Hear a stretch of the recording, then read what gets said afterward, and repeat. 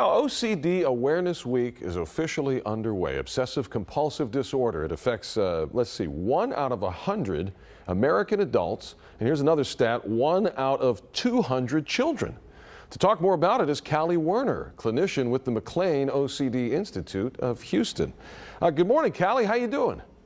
Good morning. I'm good. How are you? I'm well. Thank you so much. First of all, for our viewers, could you define, I guess, tell us a little bit more about what OCD is? Yeah, OCD is a chronic mental illness that starts off with obsessive thoughts, followed by repetitive and ritualistic behaviors that are unwanted, unenjoyable, but it's done in an attempt to relieve anxiety from the intrusive thoughts. And what are some of the symptoms or signs of this? I know you talked about the behavior. Is it a certain kind of repetitive behavior? Does it happen at a certain time of the day? What do you think? Yeah, so there's about 8 different subtypes of OCD. Most people know about contamination or keeping things orderly or tidy, but there's also a lot more that goes to it, and they're all equally as common. The Peace of Mind Foundation website has all the different subtypes and videos on each type of symptom, but it can happen at any point. An individual with OCD can get triggered at any time, and it's really distressing, and so that's why they engage in one of these behaviors, such as hand washing or tapping a surface or needing to ask for reassurance so that they can feel better in that moment. The only problem is that just revamps the obsessive thought, and so it continues on this debilitating cycle. No kidding. Oh, so to tell us a little bit about why this Awareness Week, OCD Awareness Week, is so important and what you're trying to accomplish. So OCD often goes left untreated. People might take about 17 years before they get an appropriate diagnosis from the onset of symptoms, and it also can be misdiagnosed. There's generalized anxiety disorder, specific phobias, and so just creating awareness so that people can get the appropriate treatment and suffer no longer is really important, because a lot of people suffer in silence.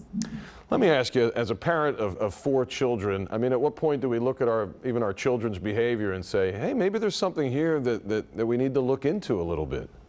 Yeah, it's a great question. So when we're looking to diagnose OCD, we're trying to see if it's taking more than an hour out of their day from being able to do daily tasks that they enjoy. Or we also really want to make sure that the tasks that they're doing, such as, a child might be arranging their Barbie dolls and doing that because it brings them joy and happiness, or a child might be doing that because they feel like, well, if I don't arrange them, my loved one might get in a car accident or something terrible will happen. And so we really want to make sure that they're doing this because they don't want to, but they feel like they have to relieve anxiety in the moment.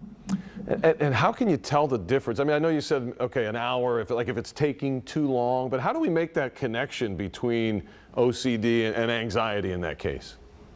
Yeah, so OCD is, we really are looking for that obsessive thought followed by a repetitive behavior or ritual to relieve anxiety from that thought. Whereas generalized anxiety or just anxiety is, we all have anxiety about a test that's coming up, or even some good anxiety about the night before Christmas. But those things are manageable and also common across the board without needing a diagnosis. And so if a child is suffering, it is impacting them negatively. They might be crying or avoiding certain things that they once loved. Those are also really big indicators that they could use some extra help.